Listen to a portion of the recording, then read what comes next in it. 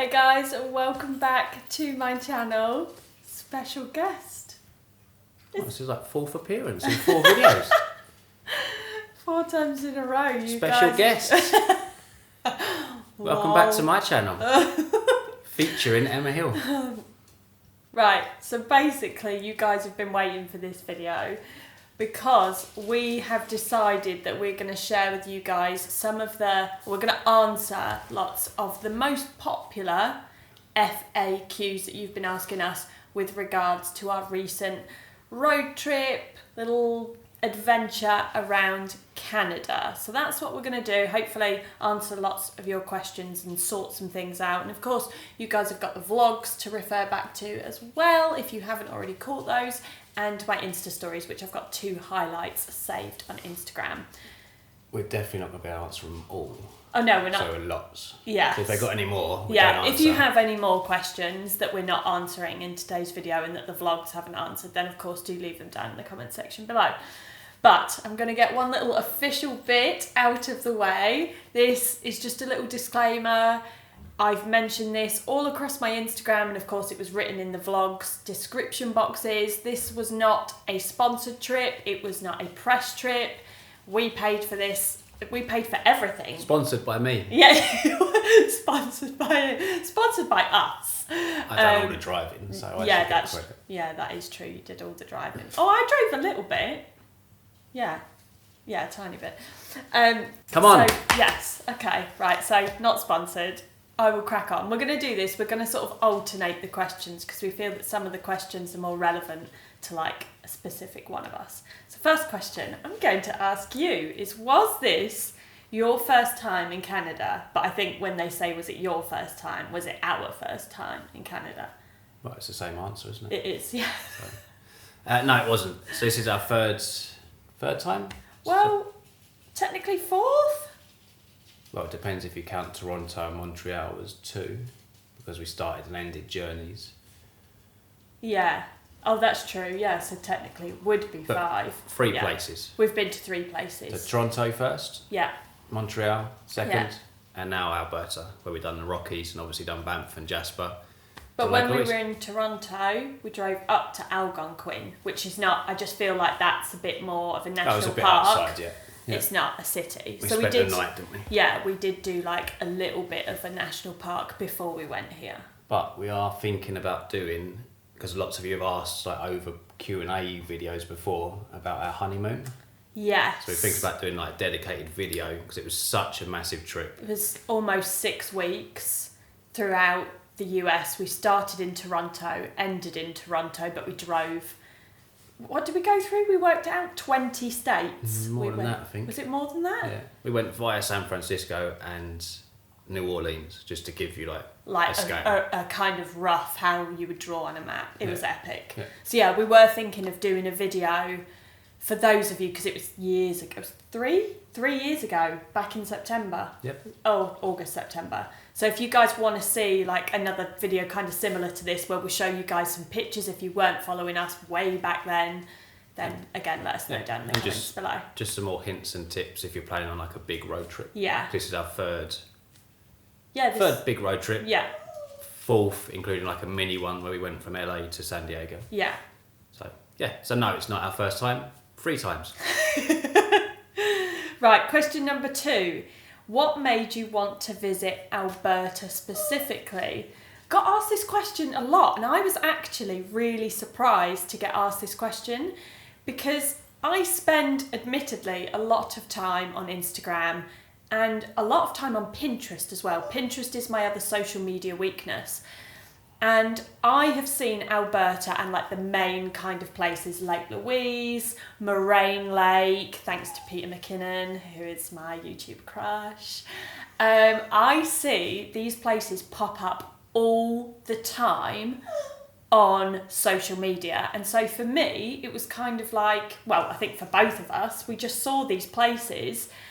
We don't have scenery like that over here, or at least we haven't seen it. Like, we've never been to the Lake District. We haven't really properly explored, the likes of Scotland. But I just feel like we don't have something as magnificent as the Rockies. And we enjoyed the Rockies in the States. We drove through those. Yep. or through a part of those.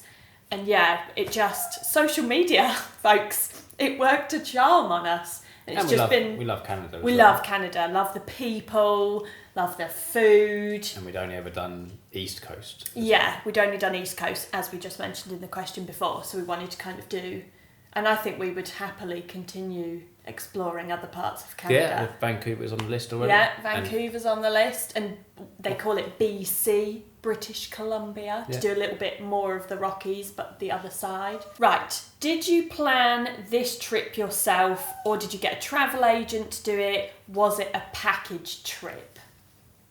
Why am I getting all the no questions? So no, it wasn't. It wasn't a package trip. We planned it all ourselves. Basically, for our road trips, we decide on somewhere we want to go. So this was Alberta. Well, actually, it was specifically Lake Louise, which was where we started. Lake Louise and Moraine Lake. And we kind of then just looked at a closest airport. So we looked at Vancouver and Calgary.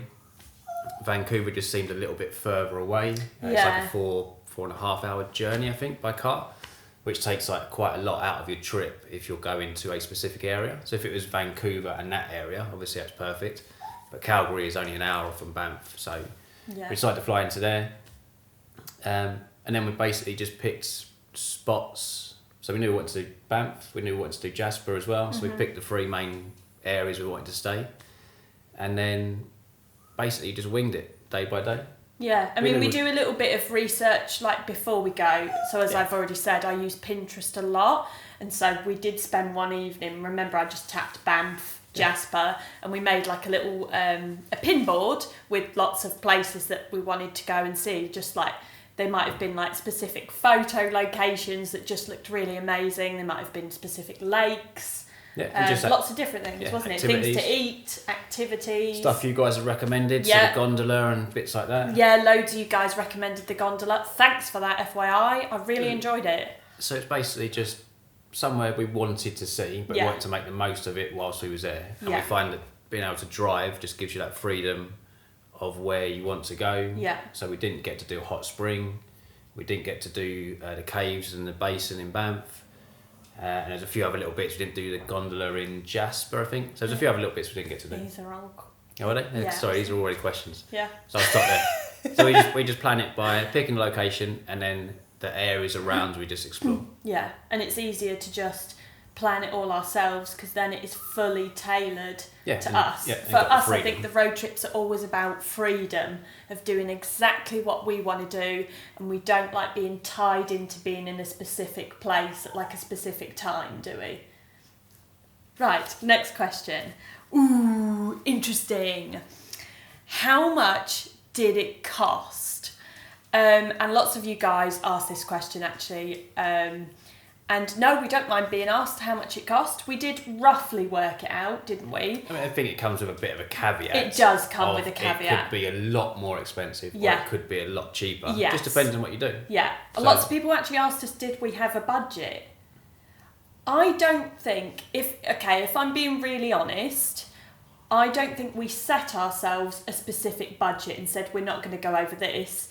But I think we're both in tune with what we deem as expensive and what we deem as, whoa, we're not going to spend that. So obviously we stayed in, what's it called? Fairmont, Chateau, Lake Louise, which was very expensive because it's a big, posh, swanky hotel and because it is like a very, very prominent tourist spot. So that for us was a big spend because I think we don't normally stay in really big, posh, swanky hotels, do we? Because we prefer more sort of adventure holidays, and the way we see it, you're never in your room for that long, so why should you spend that much on your room?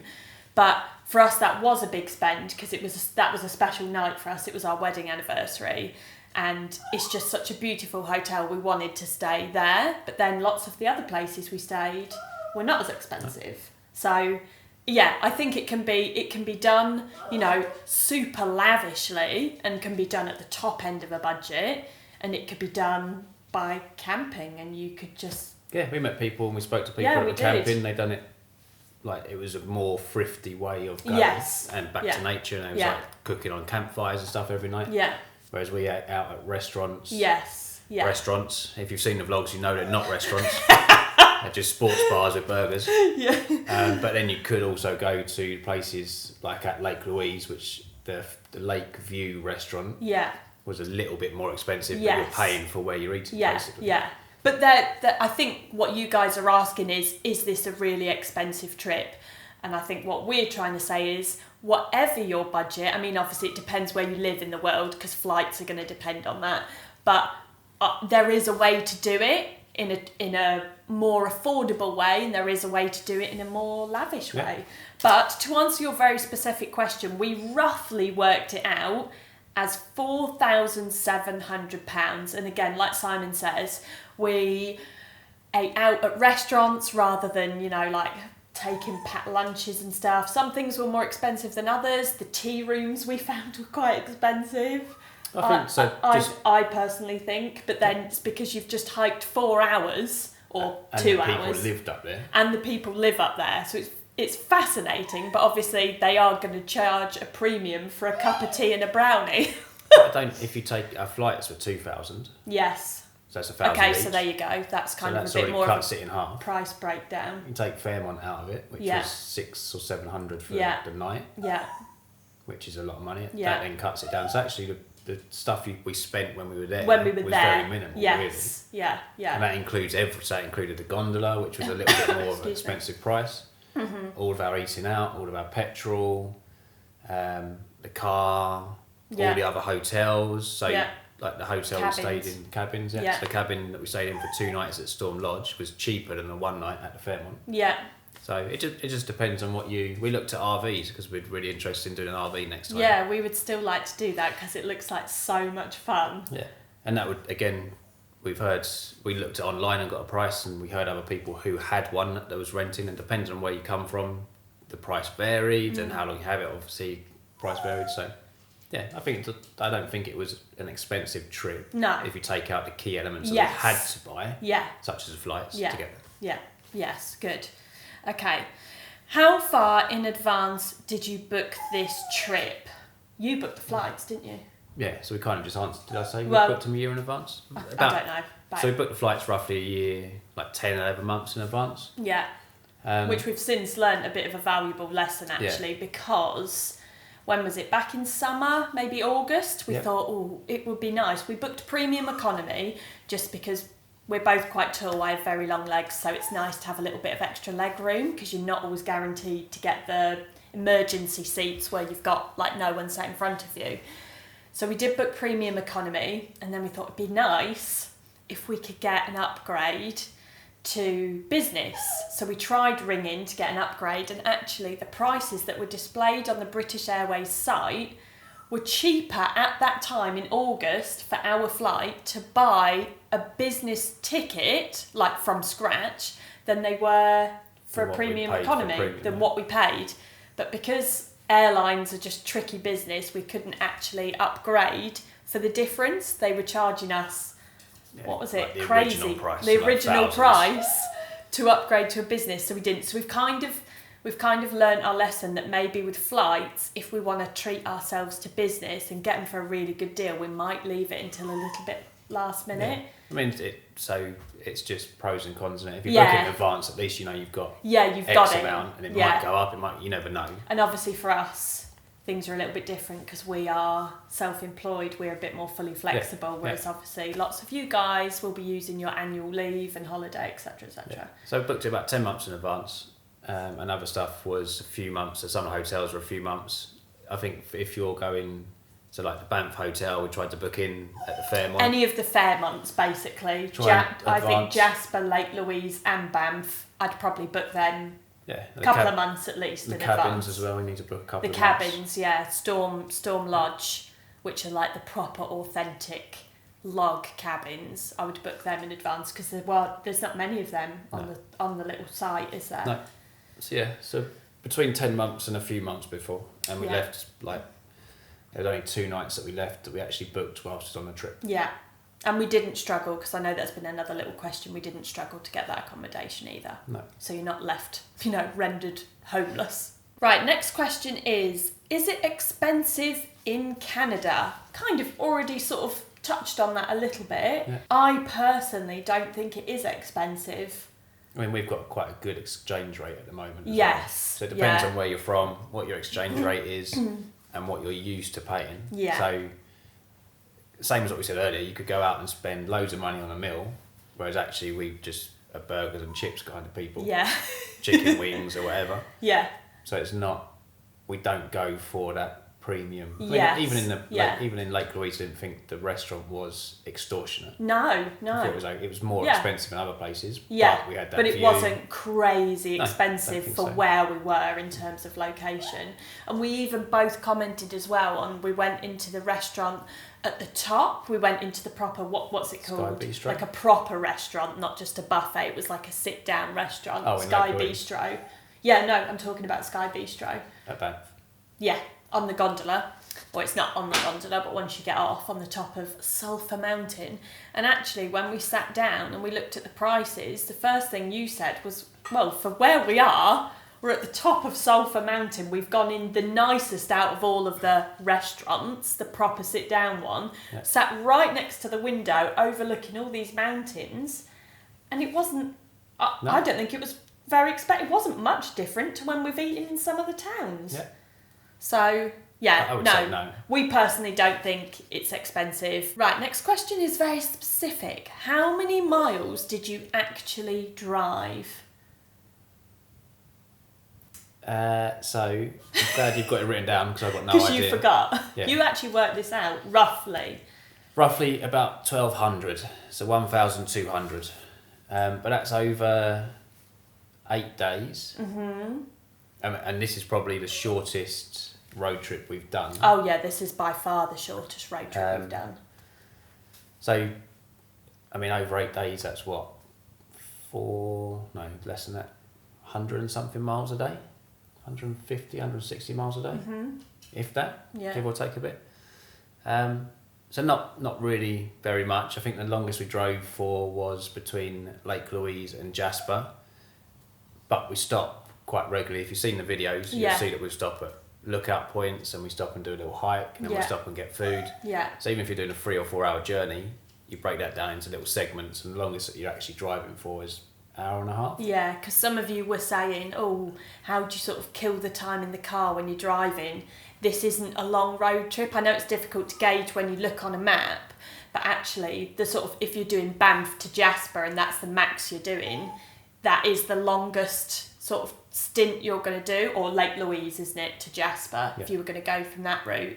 That's the longest, and it's, you do stop. There's so many things to look at along the way. Lookout points, waterfalls, the glacier is along the way, so that could potentially be something you stopped and did. I think it's difficult to explain. Yeah. It's just different to driving. If you're used to driving on a certain road, so we've got the M25 around London, for me that's a really boring drive. It's just going around London, there's not really much to see.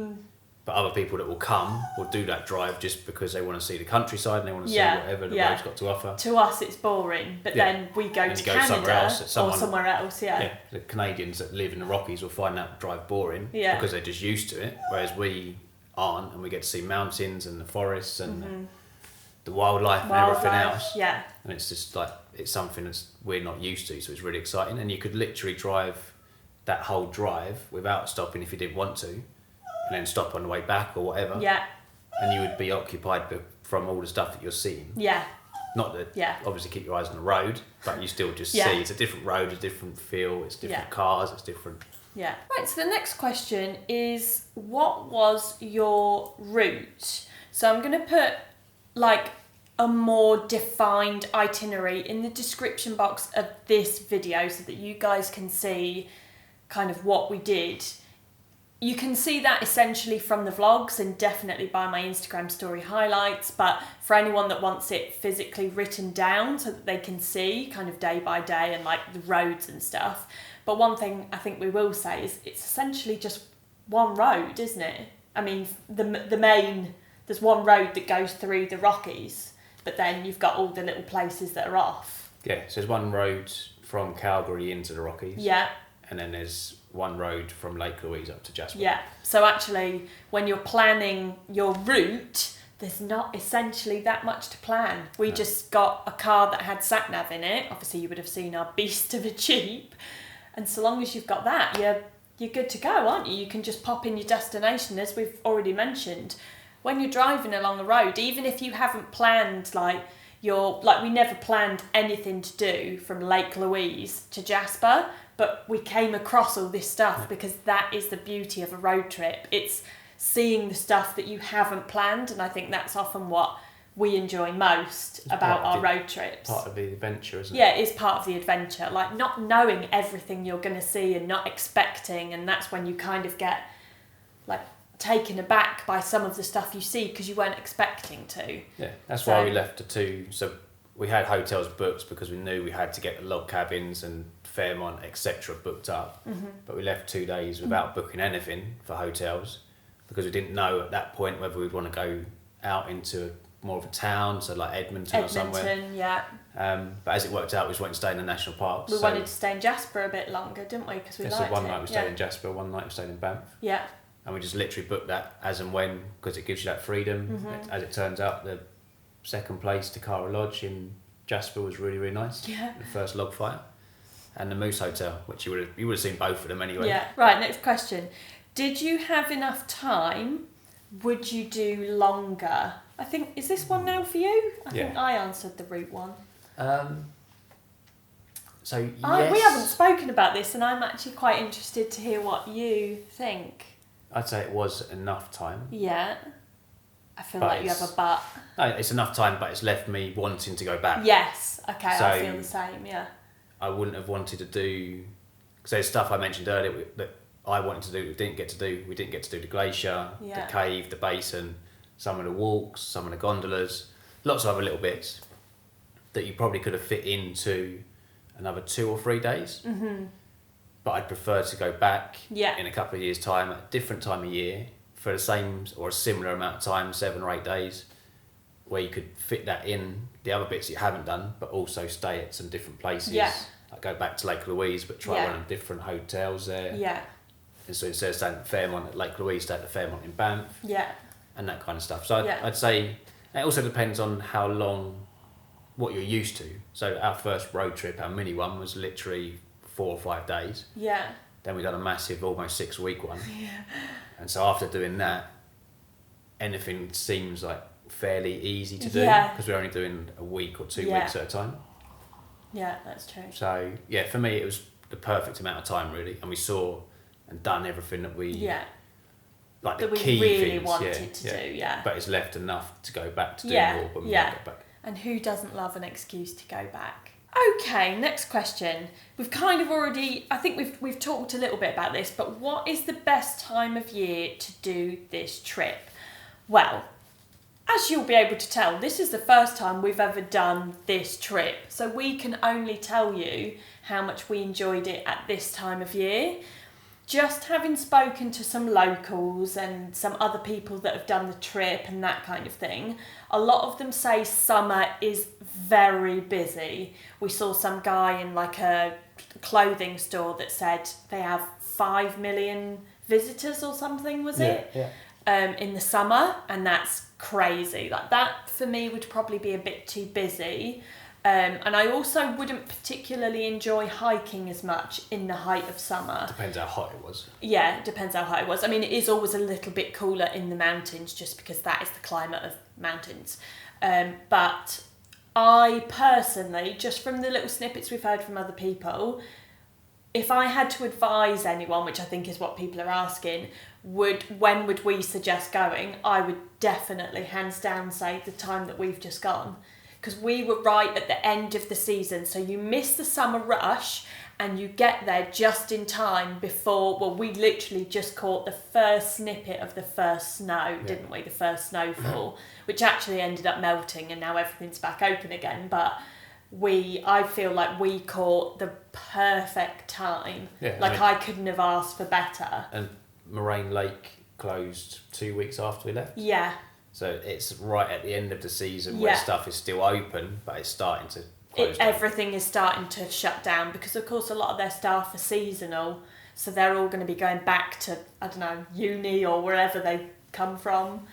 I think it was a good time. We captured lots of different So we had the snow, we Yeah. had the rain, we had the sun. Yeah, you saw the Canadians are wildlife. right about seeing 4 seasons in one day. You're so right. It depends on what people like. If we go back, I'd say we'd go back in spring just to see that type of that time of year. Yeah, to see the bears waking up. Yeah, that's my one tip for that would be if you are, and we don't know obviously because we haven't been, but if you're going in summer when it is like peak season, I would say make sure you are planning well in advance. Yes. The key stuff will book up. Everything will book, yeah. Including stuff like the gondola. Yeah. We booked the gondola in advance, but we rocked up an hour early and they were like, yeah, just get on. So, in fact, we probably didn't even need to book that, did we? So, if you're going peak time, just make sure you know what you want to do and book it and give yourself time in between to do the other bits that you want to do, like the hikes or the trails. Yeah, and be prepared to be having some early mornings, because that's one thing about this trip. You need early mornings to avoid crowds. Right, next question. How many are there? We've got quite a few. I did 20, I think. Next question, this is for you, clearly. How is it? I answered the last one. Mine was the last one. Was it? No, I think I answered that. Okay, alright, okay. Well, this one is definitely aimed at you anyway. How is it driving on the other side of the road? This will be from all of our UK peeps who were a bit worried about driving on the other side of the road. Some people actually messaged me and asked that as well, and I have answered. I don't know what it is, and I can't really give an actual answer, but I just find it really natural. I found from the first time we'd done it, when we first ever decided to do a road trip, we'd done a small one because we didn't know how it was going to go. And we'd already got our big one booked, so it was like a little tester for you, wasn't it? But I find it just comes really naturally, and in some ways I prefer it to driving on the left-hand side. So I prefer driving in Canada and America. But I don't know why. I don't know if it's because of the size of the roads, the size of the cars, the systems that they have. It's probably a mixture of all of them, and plus just the excitement of being away, being somewhere else. But I've never had any problems. I got a parking ticket on the first time, but that was because I didn't know you wasn't allowed to park on the opposite side of the road, facing the wrong direction. And you were parked. You actually had two offences. You were parked too far away from the curb. Yeah. So lesson learnt there. And we always check. So we've done the same on this trip. We checked with the rental car agency about the turning right at red lights, because some states you can, some states you can't. Sometimes it's just down to different cities and regulations, that kind of stuff. So we always check that, and we always just have the automatic tolls on. So this time it didn't actually matter because there aren't any tolls in Alberta. There's no tolls in Alberta. But a lot of America and East Coast Canada have tolls on their highways. And you can either put your toll, most cars come with a toll, like... It's a little plastic thing that's stuck to the thing. But it's a little plastic thing that's stuck to your windscreen, and you can just pop. It has like a little arm you can pop out, doesn't it? So if you put it away, you have to pay for your own tolls. If you pop it down, you just automatically get charged by the rental company. Yeah. So it's just something to be aware of. We always just pop it down. You can, most of the sat-navs, you can do avoid tolls. If you don't want to pay them, you can just do avoid tolls in the car. The route will take you around them. For me, because I obviously did a lot of driving on this trip, and actually I did most of the driving on our big US road trip. How far did I drive on our US road trip? 100 yards? Not even that. You drove further on this one than you did on that one. Yeah. So here, one night we were coming back from Banff, we'd had dinner, didn't we? And I said, I'll give it a go, because I've never driven any car as big as that Jeep. I've only ever had tiny little hatchbacks. Like, we're not really car people. We just have something very small and basic that gets us from A to B. But obviously, over in Canada and the US, everything is the bigger the better, isn't it? And I wanted to have a go. I wanted to feel sort of how smooth and feel how big it was. And actually for me, because I'm a confident driver over here in the UK, but driving isn't my favourite thing. I think because I'm on my phone, I'm doing other things. Not whilst driving. Not whilst driving, obviously.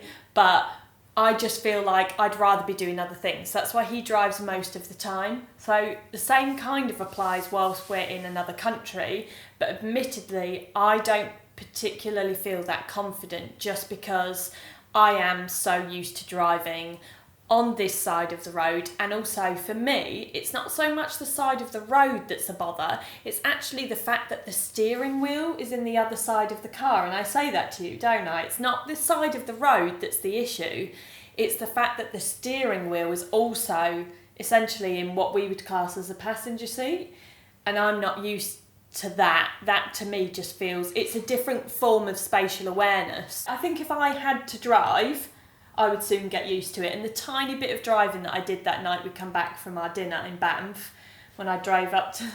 White knuckle ride. Stop, it was Almost not. went into a barrier. We only drove 100 metres. I did not, lies. I actually, I was quite comfortable. And I drove all the way and reversed next to our cabin. So I actually did a manoeuvre as well. Professional. Yeah, it was better than your parking, let me tell you that for free. Right, next question is kind of similarly related. Can you do this trip if you don't drive or if you don't like to drive? Is this for me again? Another one?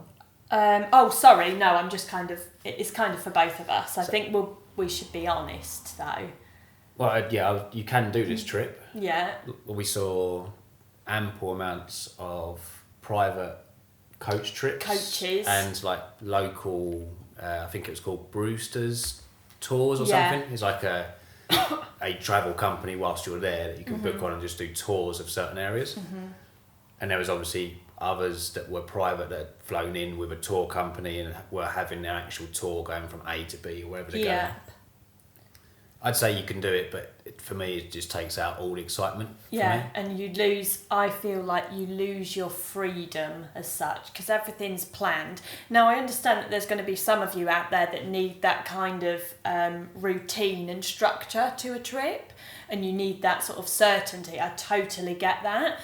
But I think for us, we would encourage you to drive if possible. Obviously, if you can't drive, then you can get a tour. Yeah, it's all about preference. So the tours will take you to the same places. So the tours they largely went to Banff, then Lake Louise and Jasper, and then back down. And they stopped at things along the way as well. There were also loads of coaches, you might have seen in some of the vlogs, that when we stopped, or when we sort of approached an animal jam, as they're called, when there's an animal on the side of the road, the coaches stop as well. So it's not like you're missing on anything. And we often saw them stopped in a lot of the lookout points. Because all the tourists got off and ruined our pictures. It's just preference. Yeah, it is. It's just preference. For us, it would take away too much freedom. Yeah. You have to be at the coach for X time. Yeah. You have to then be on that coach for however long until the next stop is. Yeah. Whereas with us, you can just wake up, have breakfast. If you want to do early, you do early. If you want to have a lay-in that day because you're tired, you just have a lay-in. Right, next question is, how cold was it? I can't remember how cold. Lake Louise was the coldest point it was the coldest area we went to because it's the highest point in the Rockies or the highest point in Banff. Yeah, maybe. So it's something like that. It's the highest point, or not the highest point, but it's the highest area that is a tourist spot, isn't it? That I think that's how it's worded. And that got to, was that a minus? That was -4. 4. Yeah. -4 was the coldest we had, and that was at Lake Louise. Then, when we went into Banff, that was 17 degrees, because you've all seen he was wearing his floral tropical t-shirt. Summer. Shorts and t-shirt weather, according to the Canadians. Yeah. -4. Which actually in Banff, I suppose that could have been shorts and t-shirt weather if you're not super, intolerant to cold. You would have been quite happy in shorts and t-shirt, wouldn't you? Yeah, I mean, at Lake Louise it started at -4 and that was at 7 in the morning. Yeah, so it did warm up, but it by wasn't the afternoon it was hot. A lot of the time when we was any further into the mountains in Banff, we'd struggle to get out of single figures. Yeah. So Jasper, we had a couple of minus degrees in the mornings. Yeah. It went up to 8, 9, 10 at most. Yeah.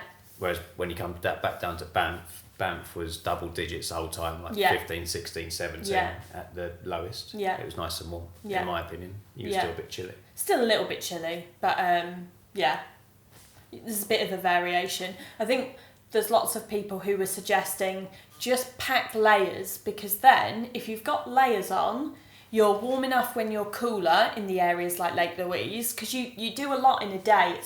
It's one of them places where you'll do a lot of things. So you might, like we did, do a hike, and I needed to strip off a little bit because I got a bit hot doing the hike.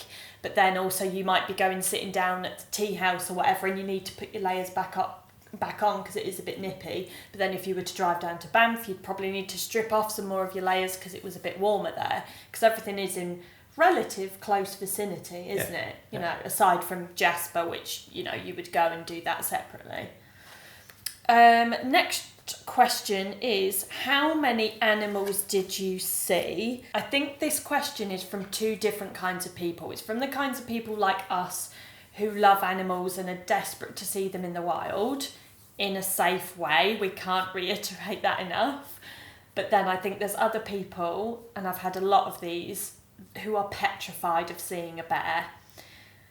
We can't make a guarantee, obviously, that you are going to see animals. There's a high likelihood, because what you have to remember is you are choosing to visit their home. Bottom line is, it's their home you're going in, so you have to respect that. But you also need to be careful, because wild animals are wild animals. They're dangerous. So you need to take all of the precautions. There's loads of things online that will tell you, you know, what to do if you encounter a bear or bull elk. They're very dangerous as well, as you've seen. We saw a few bull elk, never super close up, just from the car. But yeah, there's lots of things that you can do. You know, you make noise while you're on the trails, but I think a lot of people assume that when you go to these places, as you're hiking, there's just casually going to be bears everywhere. I mean, like, we wish we saw more bears. We only saw one. And I'm saying we only saw one. He was a grizzly, and we'll never, ever, ever forget that. But I think it's probably safe-ish to say they're not just crawling around everywhere. There's not you know? Animals everywhere. No. Like, we was very, very, very lucky to see a moose. We spoke to locals who had never seen a moose. Yeah. And we was very, very lucky to see a grizzly, because there's only 60, was it, in Banff? 65 left in Banff, yeah. So and we spoke to locals that had seen them, but had only seen one in like 5 or 6 years that had been there. So we was very, very, very lucky. Yeah. So it's not a case of if you go to that place, you're going to see animals. Yeah. But also we see squirrels and chipmunks. We saw like a couple, not even loads of them, to be honest. We've seen more squirrels in the woods that we live near when we walk our dogs than we did squirrels. That's why we got so excited when we saw a squirrel in the Canadian, like in the hikes, because we were like, oh my God, there's actually something. We saw a couple of birds, a couple of chipmunks, a couple of squirrels. Yeah. But there's also like precautions, like you said, that you can take if you're worried about animals. You're not necessarily going to come across them anyway. Yeah. But there's stuff you can do. There's certain hikes you can can do that are like further away. Yeah. You can stay in more crowded areas. Yeah. And if you just follow the signs, so that if there's a bear in the area, they will put up a warning sign. You can't go walking in certain areas without a group of less than 5 or 6 people. If there's like wildlife in that area. Safety in numbers. Stuff that you can do. Yeah, you can wear, like, they sell these little bells that you can put on your backpack while you're hiking. So it's like, it's essentially you're supposed to make noise while you're hiking. So we actually saw a few families who were playing music out of either like a little mini boom box or like a little speaker. And we actually said to each other, God, that's well annoying. We're enjoying the peace and quiet. But then actually we realised, because these families also had younger children, they were making noise on their hike to ensure their safety. I think it's just about being responsible and just knowing your area. Yeah, like knowing being aware of where you are. The regulations, the rules. As long as you follow them, then you'll be fine. Okay, next question is, what to pack for this kind of trip? So I think, again, that probably depends on the time of year. Gucci trainers for hiking? Don't pack Gucci trainers. Actually, you packed a pair of Gucci trainers and you bought another pair at the airport. Okay, so We are not, as Simon demonstrated in his Gucci trainers, we are not professional hikers. We enjoy the outdoors, we enjoy hiking. We do not have all the gear. We don't have the sticks, what are they called, poles. We don't have those. We don't have the backpacks with the straws in them.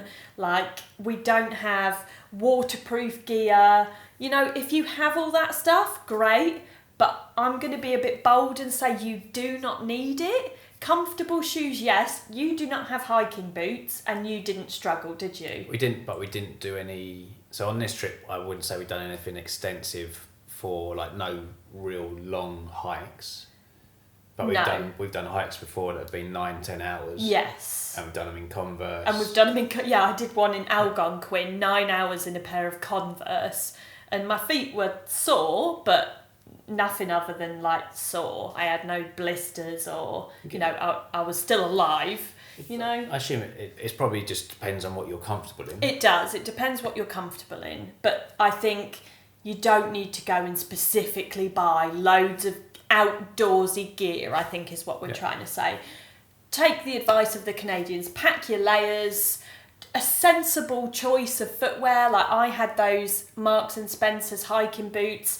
They're actually just a fashion boot that they call a hiking boot, but they were brilliant. I had excellent grip on them. They were really comfortable and they didn't cost a fortune. And now I can use them for any other kind of walking, hikey things that we do. We saw lots of people with the full gear. We saw lots of people without the full gear, all doing like similar hikes to us. I saw quite a few of the Asian people dressed head to toe in Balenciaga, and I was like, you are rocking that on this tea house hike.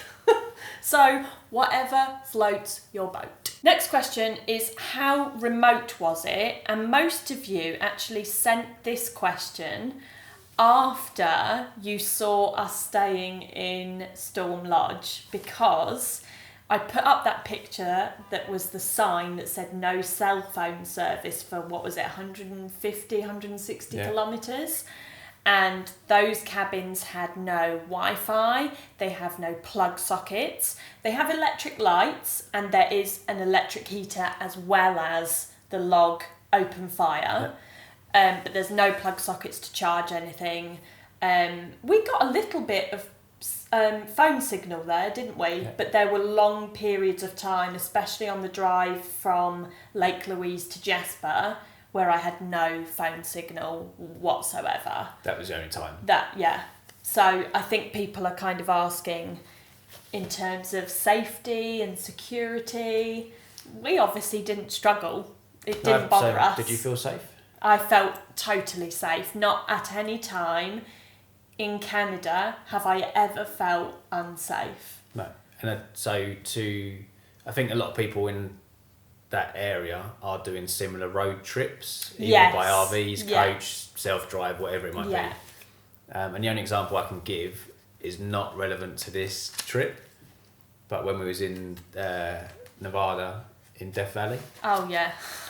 It's on our honeymoon. When we was in the middle of Death Valley and we'd stopped and we were just taking pictures, and every single car, there was like 4 or 5 cars that passed in the half hour that we were out of the car. Yeah. And everyone stopped to make sure that we were okay, and if the car had broken down they were going to help and all that kind of stuff, because you're in the middle of nowhere. Yeah, because it's extreme heat in Death Valley. If you've never been in Death Valley, even at the time of year that we went, which isn't the hottest time of year, it's extreme. Yeah. So it was more for us, the safety was more to do with the heat in that instance, but I think like because people are doing a similar trip, so on this trip, for example, you stop off at a viewpoint and you're just looking and you're chatting to other people that are there. So if you ever had a problem, like there's people to help. Yeah. Our GoPro thing for the car that goes on the bonnet needed to be screwed up, tightened, but we didn't have a screwdriver. So we pulled into a viewpoint and I saw someone with like a camper van, and I just went over and asked them, like started chatting away, how you doing, how's your trip? I asked them if they got a screwdriver. They found one, gave it to me, done what I need to do, gave it back, said thanks, went on our way. Yeah. Like people were just willing to help because they're doing a similar trip to you.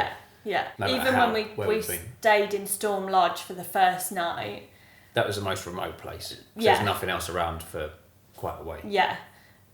We stayed in Storm Lodge the first night, and I did go and put my suitcase behind the door, And that feeling lasted all but an hour because I was adjusting. And then once we put the fire on, I was just like, actually, no, I don't feel like that. So I'm actually moved my suitcase because I didn't feel like, and that was so remote. And I mean, not that you can emergency do anything with a plug socket, but with no plug sockets and, you know, proper outdoorsy woodland, and I still felt safe. Yeah, for me, that place was the most remote we'd probably ever stayed. Algonquin was maybe similar, but it was more of a motel. Yeah. And like, I would have been quite happy if it was summer, just to sit there with the door open. Yeah. Like, go to the lodge, Although have dinner, you're not leave the door open. supposed to because Well, no, of the because animals and stuff. But I'm just trying to like But yeah. say that I didn't feel like unsafe there whatsoever. No. And, like, people were wandering around, chatting to other people. Yeah. And they're all there for the same reason. Yeah, and actually the lack of phone service was for us quite nice. Bit of a digital detox at times. It was enjoyable because you're doing so much fun stuff. It's like you don't need to pick up your phone. Do you know what I mean? I think sometimes something happens on a rare occasion and it gets picked up by the media everywhere. Yeah. And that causes a bit of a hysteria and panic. Yeah. But actually, stuff like that only happens very, very, very rarely. Yeah. And it's not that you shouldn't still be aware. So we're still aware of what's same, happening. Yeah, it's like animal attacks. It's the same thing. Like, they rarely happen, but you still just have to... It's just common sense, isn't it? Yeah. Cool. Right. Next question. We're almost done. Anything you didn't do? You've kind of already touched on this already, haven't you? Yeah, I think we skipped that one because I've covered... Okay. Oh, well, unless there's anything that you didn't do that you wanted to do. No, I don't think so. Whitewater rafting was a plan. Oh, yeah. And actually, perhaps next time we go, I'd quite like to go to a wolf sanctuary. We went to a wolf dog sanctuary. Wolf dogs are wolf mixed with normal dogs. So I'd quite like to go to a wolf sanctuary. And yeah, you mentioned all the other bits that we didn't get to do. But as we've said, we'd quite happily go back. So next question is this kind of trip suitable for kids? We obviously don't have kids, although Simon could be classed as one large child, and he enjoyed it very much in his Gucci trainers. We saw a few kids. We saw lots and lots of families. We did see lots of families. I think you guys can only be the best judge of that. Depends on your kids. If you've got a kid that loves outdoorsy stuff and hiking and nature and, you know... And I think you tailor it to how... Yeah. So, like, the campsites and the RV sites would probably be a better bet. Yeah. And just in my opinion, based on my childhood, because there would be other children and families around and the children can go and play together. Yeah. Whereas if you're in a hotel, you're a little bit more restricted. Yeah. You might just be in the hotel room or the hotel restaurant or wherever. Yeah. Whereas the RVs and the campings give you that more freedom. There's more of a community, isn't there? And a sense of playing and stuff. And the Becca Chalets. Yeah. Becca Chalet. The first place we stayed in, Jasper, which you would have seen in the vlogs, had like a playground in the middle of the green. Yeah, it did, yeah. So if we were going to stay there for another night, but we would have had to share a chalet, so it would have been a chalet on top, chalet on the bottom. We would have had the bottom one, which is not a problem. But we just found somewhere where we had our own little lodge, which was Cara Lodge. But in the middle of that, there was like the green where all the kids could go and play. There was geese there. Yeah. The river, obviously. Yeah. So it just depends on what you like doing. Yeah. There's lots of stuff for kids to do. Yeah. Which would keep them entertained and not get bored. Yeah. Yeah. But I think that's right. Just tailor it to you guys know your families best. But we did see lots of we did see lots of families, lots of kids. Yeah. So I would say and they looked like they were loving life, weren't they? Right. Last question is any regrets? And what was your favourite bit? There is one more question. Would you go back? But so we've you already go answered first. that. You okay. Any regrets? What was your favourite bit? I personally don't think I have any regrets. Like, there's nothing that we did that I was like, oh, I wish we hadn't bothered doing that. I enjoyed everything that we did. I mean, regrets might be, like it would have been nice if we'd probably booked the glacier so you could, because you were really excited about the glacier and I was gutted for you that you didn't get to do the glacier.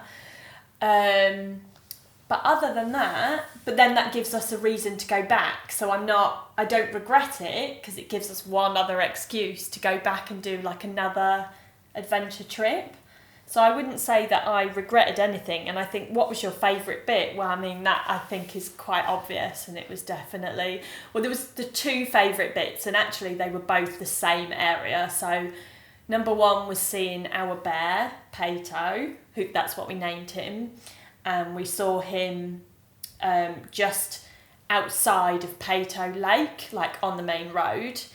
And then the second highlight was actually the little mini walk up to Chateau Lake when it started snowing. Or it was snowing when we got there, and it was snowing when we went up to the lake, and we saw, it wasn't a lot of snow, but we saw like that kind of wintry landscape. And those two things for me were like, the bear obviously was incredible.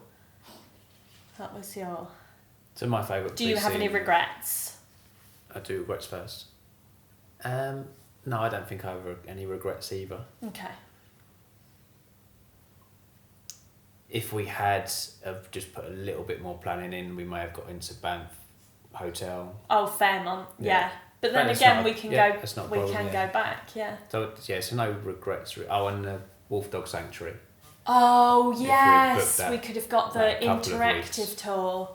Yeah. But that was still a really good experience. Yes. It's not a regret. Oh, it's no, just I loved it there. I thought it was brilliant. Just something that... So we've already mentioned, just something to think about. It's not a regret because we still got to do it, which was really cool. So yeah, no regrets. And the best bit is the grizzly, because we've been searching for one for what, years? Yeah. Years and years. Yeah, we have, and we finally seen one. So, I mean, I couldn't... That is my favourite part, but there's none of the trip that I didn't enjoy. No. We've done trips before where you get to places and you expect... Like Salem, when we went to Salem. Like Salem. So when we went to things that Salem, you get hyped up about, and then when you get there, it's a bit like... Salem was still cool. It was still cool. Because we was there at Halloween. Yes. But it wasn't how I expected it to be. I think some things just get hyped so much that we kind of expect them to be a certain way. Yeah. But in this trip, there wasn't anything. Even looking at some of the photos, especially from like incredible photographers like Peter McKinnon. He better give us a shout out after this video. We've name dropped him twice now. I love him.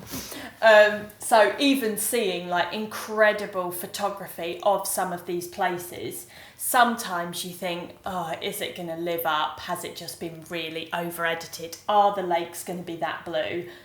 And they are. Yeah. They are that blue. They're the sort of lakes that don't even need Photoshop. Like the landscapes are incredible. Everything just looks beautiful. Yeah. Yeah, there's literally nothing that let me down. There's nothing that I was like, I wish that was a little bit better. Yeah. Or I thought it was going to look a bit nicer. Or same. It was just all really beautiful. Yeah. Really nice. Yeah. Like, it's been the only trip where we've not been somewhere and felt a little bit disappointed. Yes. For me, anyway. Yeah, definitely. Yeah. So that's it, guys. We've answered all of the FAQs that you've sent us. As we said at the beginning of the video, if you've got any more questions, do leave them down in the comment section below and we will get back to you as soon as possible. Itinerary down below. Itinerary down below for anyone that sort of wants to know like more specific-y things as well. And if you haven't already caught up on all the videos, we've got 3 vlogs and there are 2 Canada highlights, Canada and Canada 2, over on my Instagram stories on Instagram. Not to toot my own horn, but these are 3 of my most favourite videos. Oh. So I think they were very well edited. Oh, well, check you out. No, they are just like making them and editing them. I've already watched them back 2 or 3 times. So I just really enjoy them. So I hope you guys have as well. Because for me, it's just like reliving those memories. It's nice for us to be able to share these trips that we enjoy so much together with you guys, and to almost feel like you guys are coming along with us. And also something for me, I think, is I'm just overwhelmed with the amount of people who have now said Alberta and this kind of trip has shot straight to the top of your bucket list. And if you do go, please like tag us in your stories, or your photos, or send us a DM and just share with us like when you're there, because we'd love to see where you're going and sort of experience that trip back with you guys. Yeah. So yes, thank you very much for watching, and we will catch you guys in the next video.